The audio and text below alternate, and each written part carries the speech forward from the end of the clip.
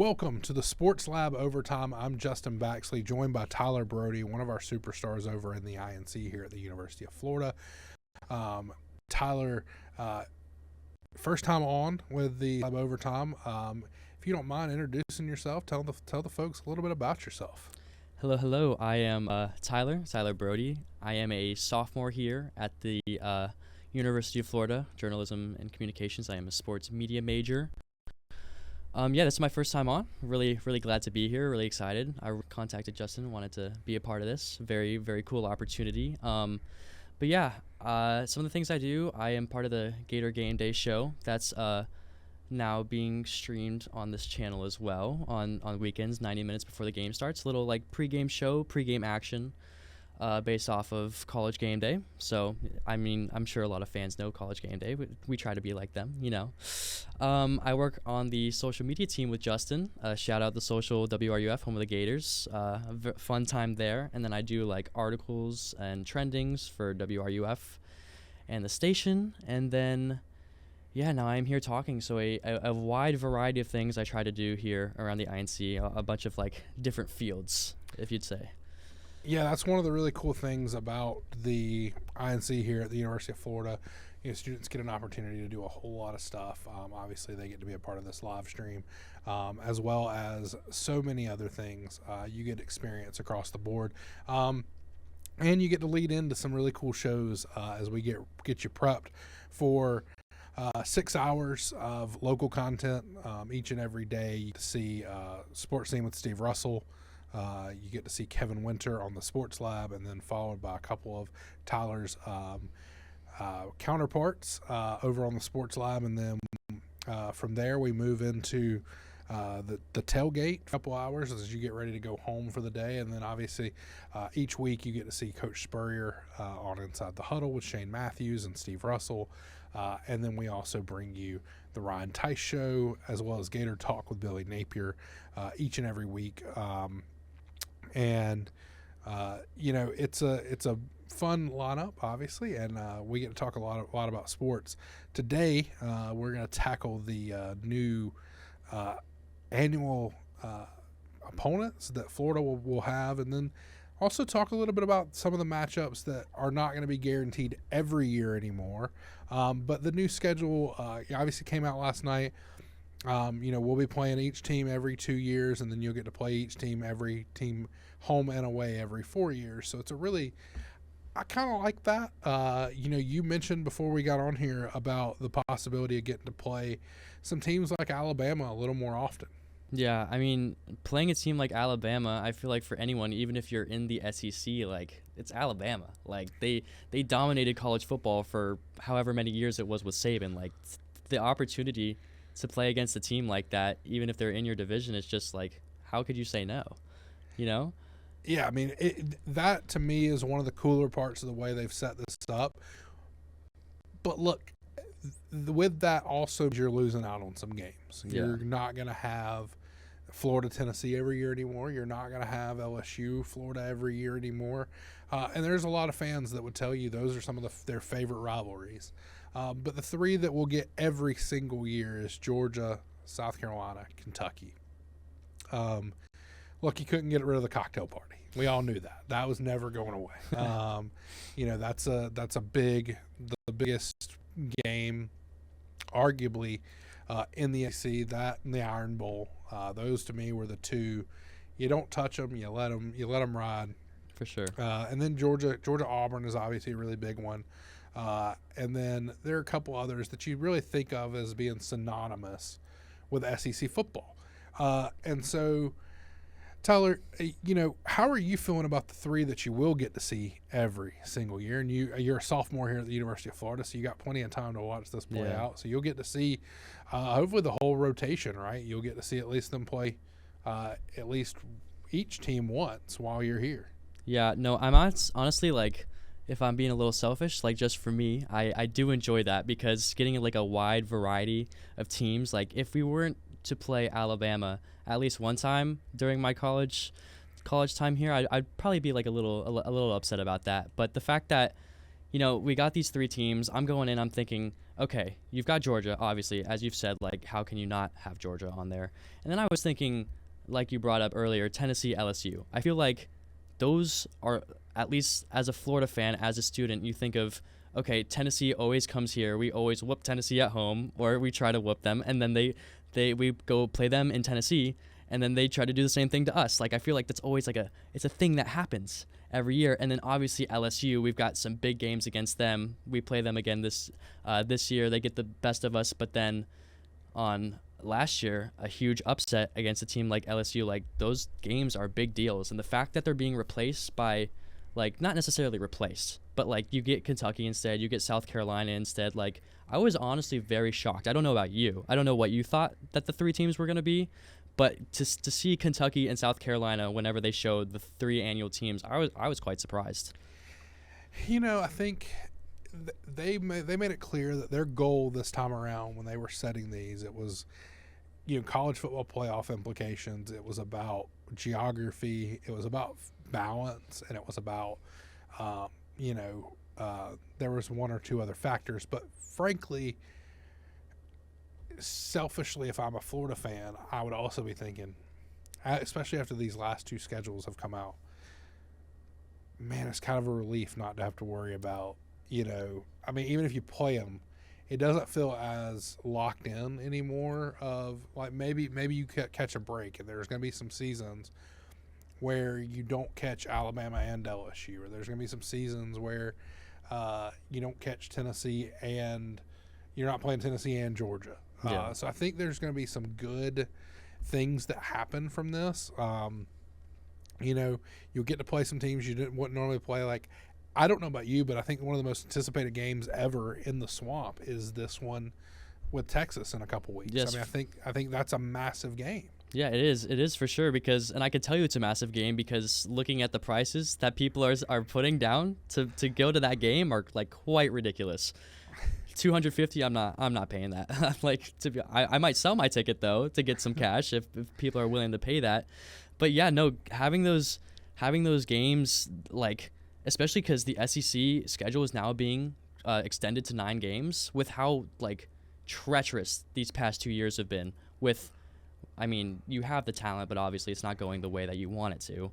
But if you're to have that treacherous of a schedule again with a 9-game SEC schedule, like, you might be in some trouble, because if you can't get success from these past 2 years and going into the season being like, oh yeah, we've got the hardest schedule in the nation 2 years in a row, and then now the SEC is going to expand it, and you're arguably having another, like, historically difficult season. I'm really happy that they're trying to like, rotate the teams in and out. I agree with you. I think that's, like, a good move by the SEC.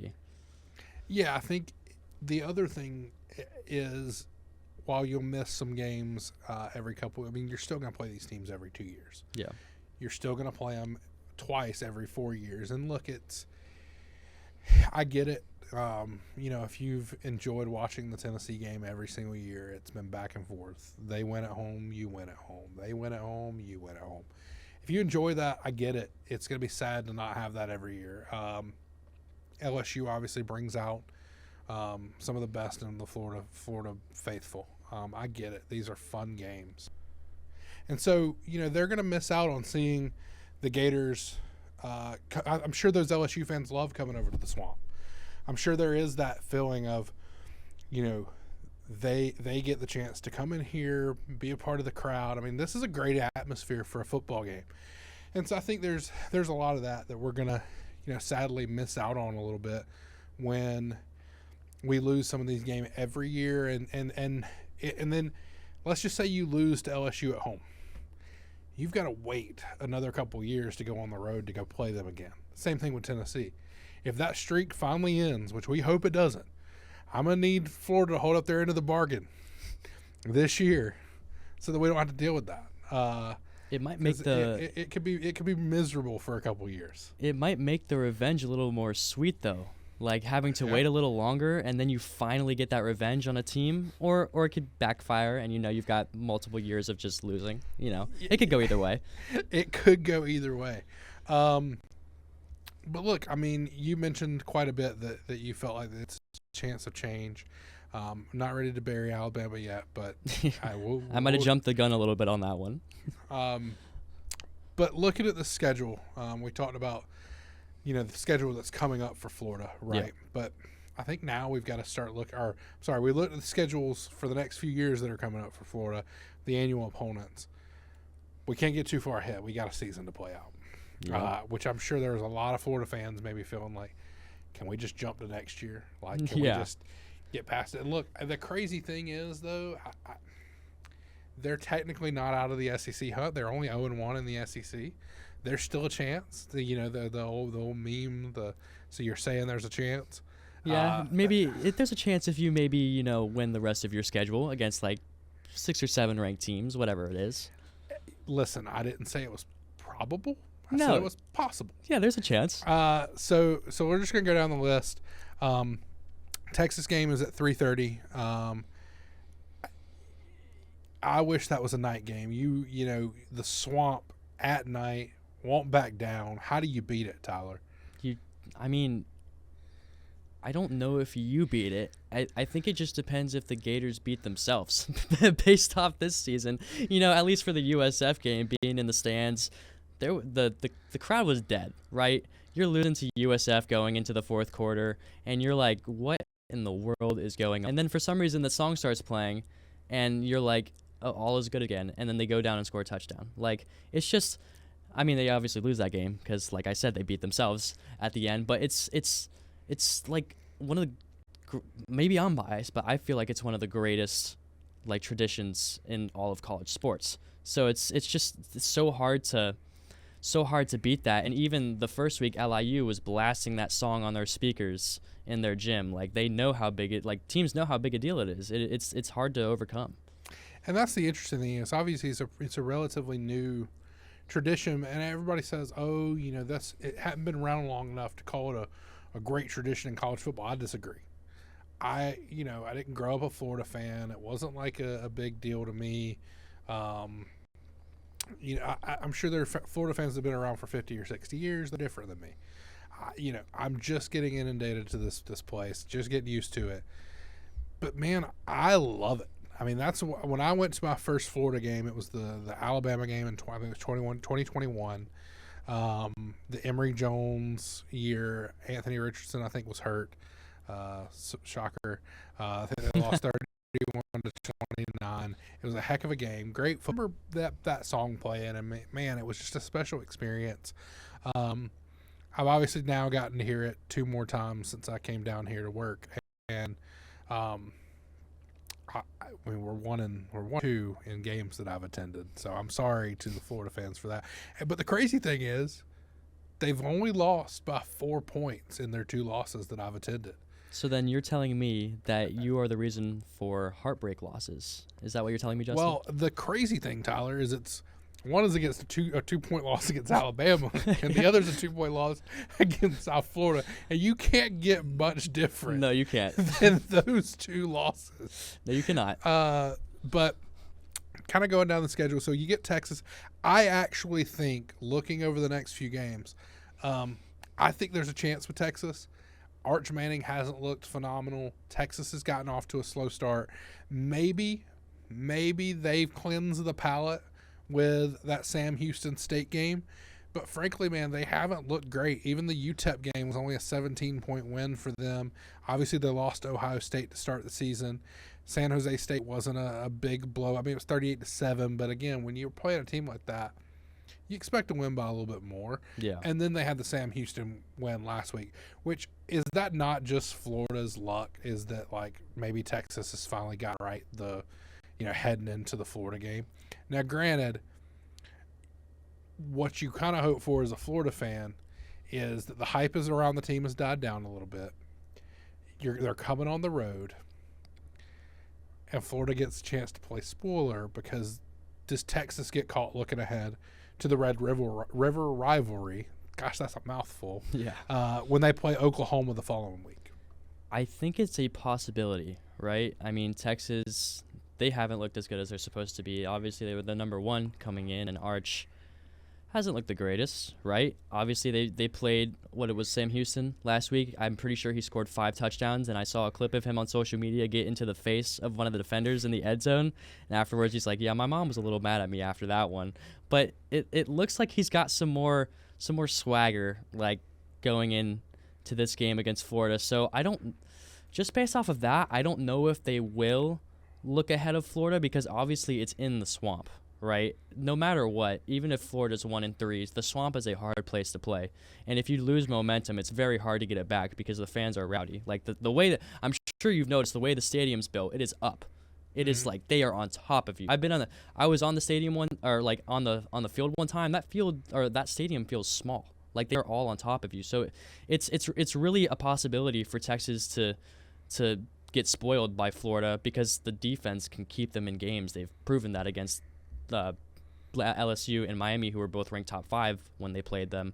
So I think Texas, honestly, I mean, I'm not very optimistic of this season because of how it's gone, but I feel like Texas, compared to some of the games after them, like A&M, I feel like they have maybe a better shot just because it's at home. Yeah, I think there's at least a chance. Then they go on the road to Texas A&M, and look, Texas A&M has been one of the most impressive teams so far this season. I think you start looking at it. Yes, they beat UTSA by 20 some odd points. Did the same thing to Utah State, but that 41-40, it was a gutsy win over Notre Dame. Yeah. They'll obviously be coming off of the. They'll play a couple games in a row against Auburn and Mississippi State before they get to Florida or host Florida. But it's 3 straight home games for them, and then they go on the road to Arkansas, LSU, and Missouri for 3 straight weeks. And so maybe you hope that they also get caught, maybe not looking ahead, but like knowing that they're about to go on a road trip for 3 straight weeks. I mean, granted, it's all kind of relatively close to them. I mean, I'm sure they'll get to, reset and move forward. I'm sure there's probably even some bye weeks in there that'll help them. But, I mean, if you're looking at it from a Florida perspective, that may be outside of the Georgia game. That might be the toughest game left on the schedule. I completely agree. I think Kyle Field is one of the hardest places to play in college football. I think Texas A&M is a tough opponent on the road. They've already beaten another top 10 team in Notre Dame. Granted, it was a very close game. They're probably a fumbled extra point away from having to go to overtime with Notre Dame. Yeah. So maybe they're the defense is suspect for them. But that offense looks really good. They put up 41 on Notre Dame, and I just, and that's the same defense that held Miami to under 30. And so maybe Miami's offense is just not as potent as we thought it was versus what Notre Dame's offense is. But, they did drop 41 on them. Versus what Texas A&M's offense is. And so it'll be interesting to see what Texas A&M looks like. And then we thought Mississippi State coming into the year, I think you had to kind of predict that as one of the wins on the schedule, right, Tyler? For sure. But they've now gone out, and they've looked better than expected. They're 4-0. Yep. They've beaten a ranked Arizona State team. Granted, it was at home. Their schedule is about to get tough, too. They play Tennessee. Then they play at Texas A&M. Mm-hmm. They play at Florida. Mm-hmm. They play at home against Texas. And then at Arkansas. And then they finish out the year with Georgia, Missouri, Ole Miss. They've got a heck of a schedule, too, when you start to look at it. But they've already got one of the more impressive wins of the season so far with that win against Arizona State, who many thought had a chance to repeat as the Big 12 champion. I mean, I think Sam Leavitt's that guy for Arizona State. I'm a big Leavitt guy. Like I think he's a future NFL talent that's going to be playing on Sundays. So it's a crazy thing to think that Mississippi State, maybe Kentucky were like 2 of the games that were like, okay, we've got a pretty good, or Florida's got a pretty good shot to win. And now the season's gone off the rails because I'm looking at Mississippi State. I'm like, oh, that might not be a certified win. I don't know if any of these games left on the schedule are a certified win at all. I don't think there is a single one. Yeah, I mean that's the complicated part at this point. Look, I mean that same Mississippi State team, you talk about Sam Leavitt, they held him to 10 for 22 for 82 yards passing. That's ridiculous. Granted, and he had 2 interceptions. Yeah. Now, granted, the running attack, Raleek Brown and Kanye Udo combined for over 200 yards. That gives me some hope. Is if you come into that game, and you just turn around and hand the ball off to Jaden Ball and Jacoby, maybe you just run through Mississippi State, because clearly their defense is susceptible to a heavy rushing attack. So I mean, I think there's at least that, because I think Florida has two really good backs. I think Jaden Ball is one of the best backs in the country. I have a question for you. Yeah, what you got, Tyler? Do you think that obviously Jaden Ball, right? He's a dog. Like, just run the ball, right? Yeah. Jacoby Jackson, I mean, in my opinion, Ball's another level, but Jacoby Jackson's obviously a very serviceable running back. Mm-hmm. One of the things I have been most frustrated on this season is not seeing Jaden Ball behind or next to Lagway as much as I wanted to, and the fact that he only got, I believe it was 10 carries against LSU. Obviously, Mississippi State is a different type of team, but the way Napier has been like just using his playbook, I don't know if Ball and Jackson are going to get used like that against Mississippi State, because he hasn't shown that he says that Ball is one of the best running backs in the country, but he doesn't use him like he's one of the best running backs. It's interesting. That LSU game is you go back and look at it. Yeah, he didn't get enough carries. He didn't. But I think he got him involved in the offense more in that game than we realized. He also had 7 catches. So and he theoretically he had 8. And unfortunately, I don't want to talk about that one. Unfortunately, there was a holding call. Like every other play? There was a holding call, yep. And they decided that the 87-yard touchdown didn't stand. I'm of the belief that Jaden Ball at least got into he schemed it in a way in which Jaden Ball was involved more often, and that was whether that be through check down and wheel routes, they at least got him involved. And then this past week, 12 carries against Miami, 3 catches, but I think he had a couple more targets. So 15 or 16 touches. Look, I think personally I'd be trying to get the guy 25 touches a game. Absolutely. But that's what I want. That also wears down quickly. True. I get it. True. So, and maybe that's something that Billy knows better than I do, that this is a marathon, not a sprint. Yep. But at some point, I think you got to start sprinting. And well, I think that's the problem, right? Like, I think, yes, it is a marathon, but right now they desperately need wins. And as much as we've talked about the offensive line being not what we expected it to be this year, I do still think they've been pretty good on run blocking. And frankly, I don't know that it's mattered when it came to run blocking, because Jaden Ball against stacked boxes going into the Miami game, I don't know what it was coming out, but against stacked boxes, and Miami's front seven's a different story. They're great.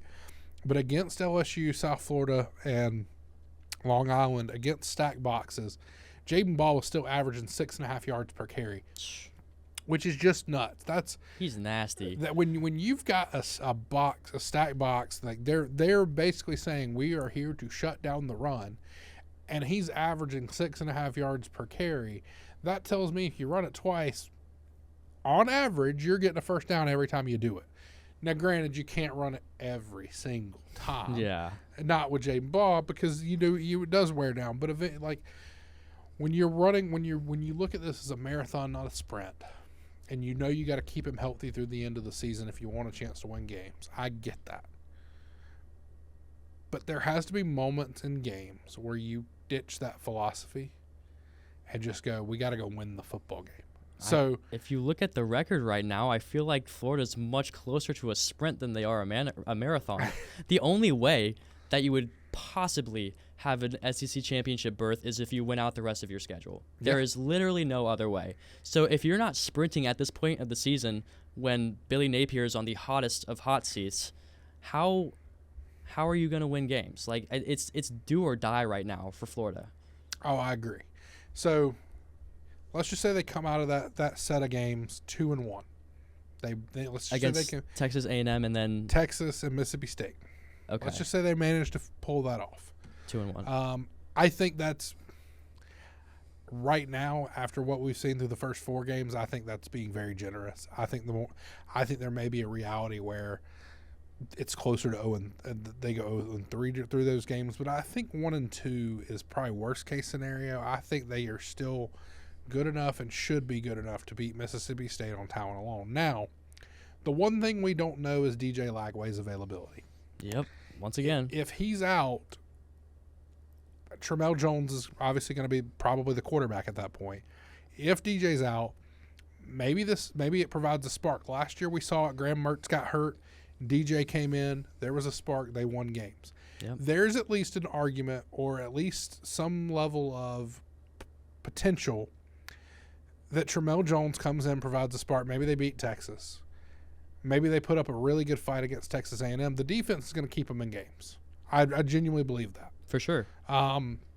What you can't have is the wheels to fall off on the defensive side too, and the injuries are stacking up on that side of the ball, so that could happen. Yeah.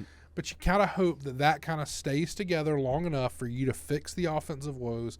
You got 2 weeks, figure all that out. Then you got to play Georgia, cocktail party up in Jacksonville. That's a tough game. It is. I mean, there's no way to spin it. It's a tough game. Georgia, in recent memory, has owned the Gators over the last few years. Under Billy Napier, has not been able to do much against Georgia.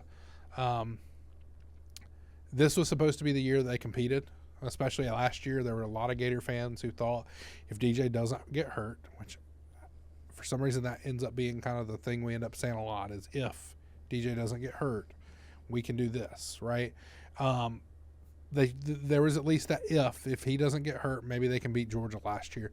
This was supposed to be the year they competed, and now that feels like a little bit more of a pipe dream. Then they play Kentucky on the road and Ole Miss on the road. To me, those are still 2 brutal games. Billy Napier struggled against Kentucky. I think last year maybe he snapped the losing streak to them, but they've still won 3 out of the last 4, if I'm not mistaken. Ole Miss is always tough on the road. The Grove is a great venue in college sports. Yep. Then you finish out with Tennessee and Florida State.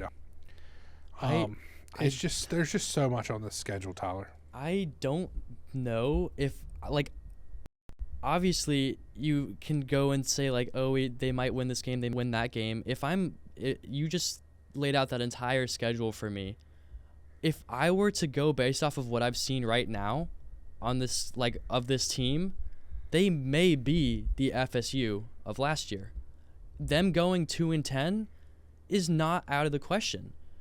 Although it is Florida, the defense has been good. They will probably most likely pull out some games, in my opinion, because when you've got that great of a defense, you've got to win it at some point, right? Even if it takes a shutout, which probably won't happen. But if those injuries continue to pile up like they have, Dejon Johnson, Caleb Banks, George Gumbs Jr., 3 of the veterans on that defense, if this continues to happen, with the schedule doesn't change. If 2-10 is in question, if that defense gets hurt, and you mentioned Tramel Jones coming in, and obviously I was at the LIU game. Tramel comes in and arguably looks better than Lagway in that first game, and obviously he can come in and be possibly better than them, give them a spark, as you said. But I don't know if that still necessarily means that he's a more talented quarterback than Lagway, because Lagway came in last year and he's obviously even though he hasn't played well, you don't get Gatorade National Player of the Year by accident, right? That doesn't just immediately go away, even if he has regressed. When you have tape on a player like Lagway, it's obviously easier to defend him than if he's coming in halfway through the season. So Tramel may be able to come in halfway through the season and maybe scratch out a few more wins, let's say.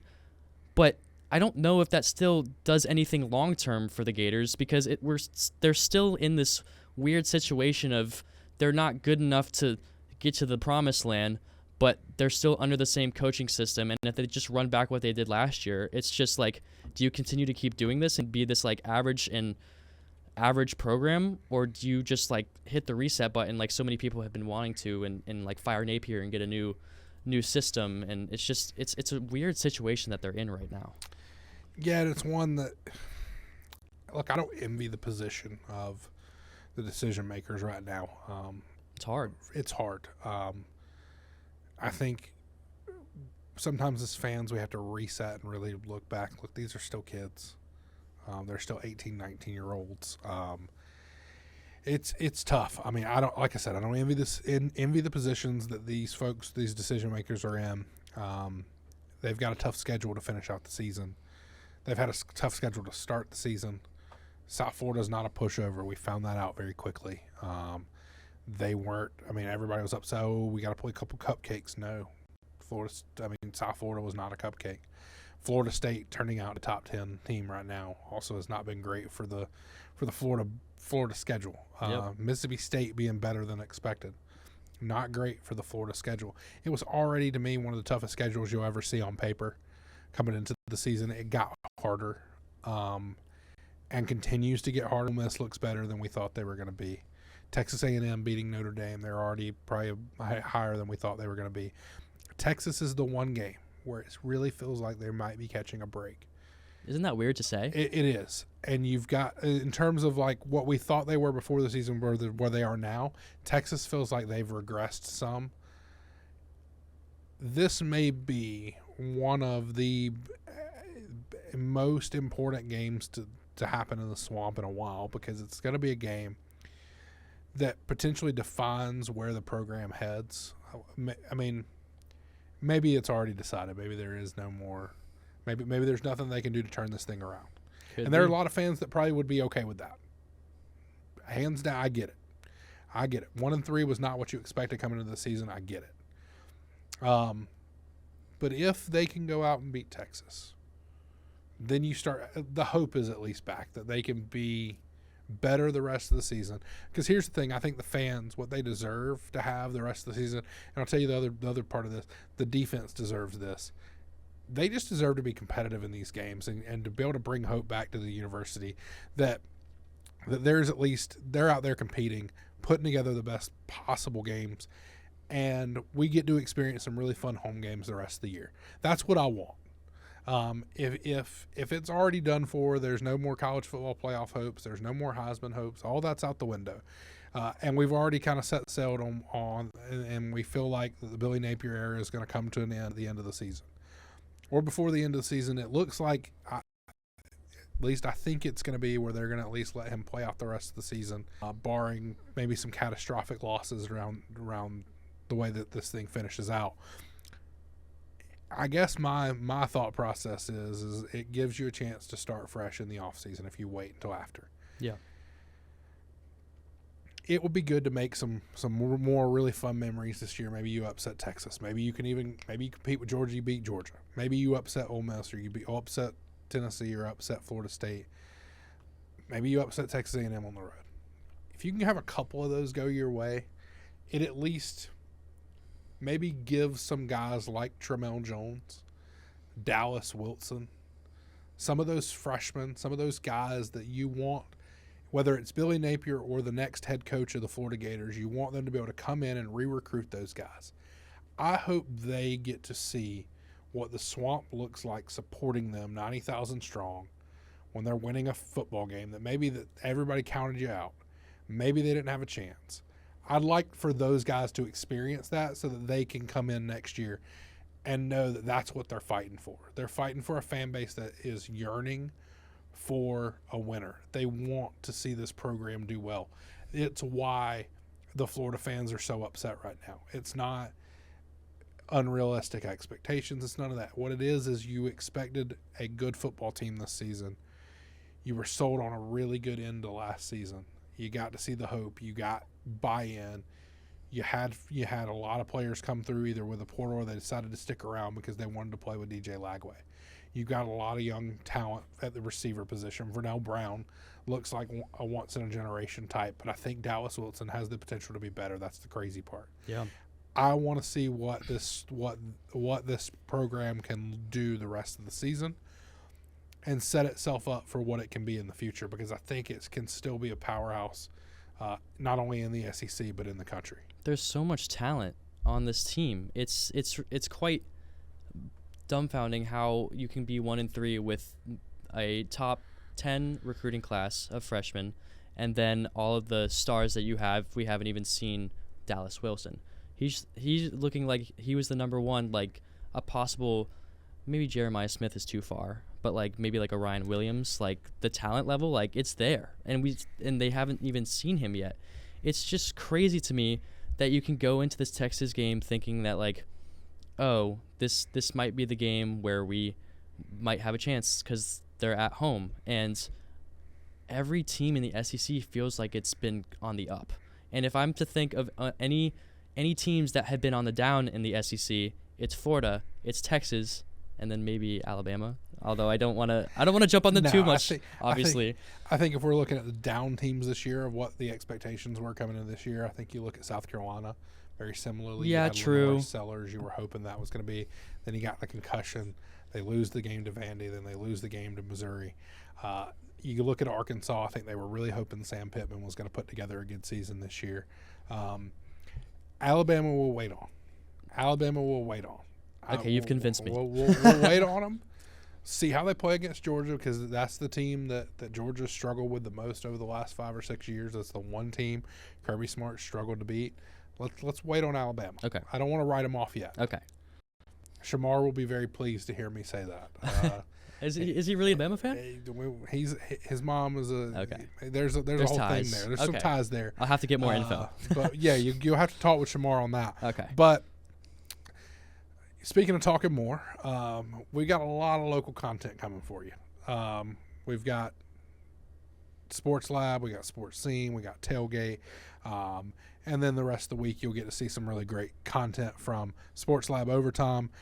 Tyler, I appreciate you joining me. I appreciate you coming on, and looking forward to having you on more often. I really appreciate it. It was a fun time. I had a great time talking with you, and I am very excited. I am right before all of these great local shows that are coming on soon. Yes, stick around. Steve Russell, Sports Scene, coming at you now.